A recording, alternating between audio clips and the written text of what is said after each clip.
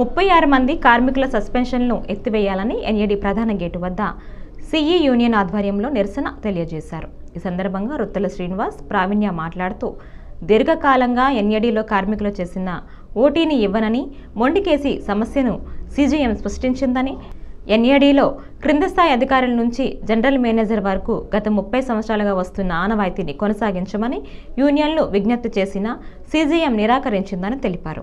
ఎన్ఏడిలో నాయకులు, కార్యకర్తలు, కార్మికులు 36 మందిని యాజమాన్యం సస్పెండ్ చేసి వీరందరికీ సస్పెన్షన్ లెటర్స్ ఇచ్చిందని, దీనిని తీవ్రంగా ఖండిస్తున్నామని అన్నారు. సస్పెన్షన్లు రద్దు చేయాలని, ఈ నిర్ణయాన్ని వెనక్కి తీసుకోకపోతే రానున్న రోజుల్లో ఉద్యమాన్ని తీవ్రతరం చేస్తామని తెలియజేశారు.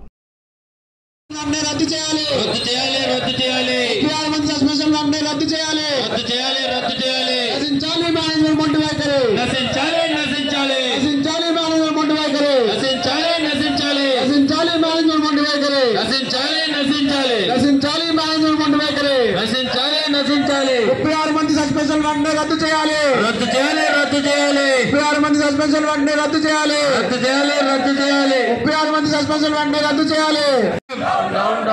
Down down CGM, down down. 36 మంది సస్పెన్షన్ వెంటనే రద్దు చేయాలి, రద్దు చేయాలి, రద్దు చేయాలి. 36 మంది సస్పెన్షన్ రద్దు చేయాలి, రద్దు చేయాలి, రద్దు చేయాలి. నా పేరు ప్రావీణ్య అండి. నేను ఎంసీఎంగా వర్క్ చేస్తున్నాను. 17 సంవత్సరాలు నా సర్వీసు. ఇంతకాలం నుంచి మంచిగానే అవుతుంది. ఇప్పుడు వచ్చిన సీజీఎం గత 15 రోజుల నుంచి స్టోరేజ్ ఓటీ అన్నది లేకుండా చాలా కట్టుదిట్టం చేసి చాలా ఇబ్బందులకు గురి చేశారు. దాన్ని అడగడానికి వెళ్తే కనీసం మహిళలను కూడా చూడకుండా ఆయన అసభ్యకర పదజాలం వాడారు. దాని మీద మేము మళ్ళీ అందరం ప్రొటెస్ట్ చేస్తుంటే అందరికీ కూడా సస్పెన్షన్ చేశారు. 36 మందిని సస్పెండ్ చేశారు. దీని గురించి మేము పోలీస్ కంప్లైంట్ కూడా పెట్టడానికి వెళ్ళాం. ఎఫ్ఐఆర్ ఫైల్ చేయలేదు. దాని మీద అసిస్టెంట్ కమిషనర్తో కూడా మాట్లాడాం. దీని మీద ఫర్దర్గా చూడాలని మేము కోరుకుంటున్నాం. సెక్రటరీ శ్రీనివాస్ అండి. మనకి ఎన్ఏడిలో గత 15 సంవత్సరాలుగా వస్తున్న సంస్కృతిని నవంబర్ 1వ తారీఖున వచ్చి విధుల్లో చేరినటువంటి సీజం గారు దాన్ని తుంగలో తొక్కి కార్మికులకి అన్యాయం చేసే విధంగా 15 రోజులు ప్రవర్తించిన తర్వాత కార్మికులందరూ వారికి జరుగుతున్న నష్టాన్ని వివరించడానికి సీజం గారి దగ్గరికి వెళ్ళిన సందర్భంలో ఆయన మహిళల పట్ల అసభ్యంగా ప్రవర్తించడం, అసభ్యకరమైన పదజాలను వాడడం తర్వాత కార్మికులు మొత్తం వారిని అపోజ్ చేయడం జరిగింది.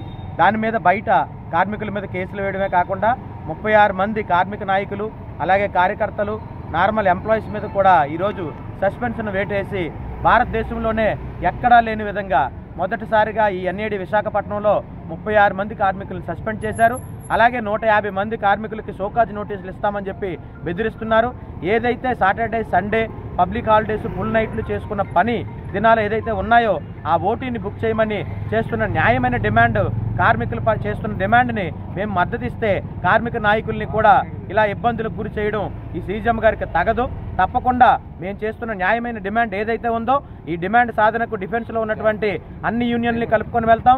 అవసరం అనుకుంటే నేషనల్ ట్రేడ్ యూనియన్లు కూడా కలుపుకొని ఈ సమస్యను పరిష్కరించేంత వరకు మా ఉద్యమాన్ని కొనసాగిస్తాం.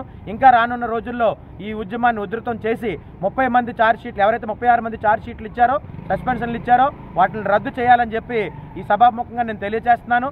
న్యాయమైనటువంటి కార్మిక సమస్య ఏదైతే ఉందో వారు ఎక్స్ట్రా కష్టపడి చేసుకున్న ఓటీని వెంటనే బుక్ చేయాలని ఈ సీజీఎం గారిని ఈ సభాముఖంగా డిమాండ్ చేస్తున్నాం.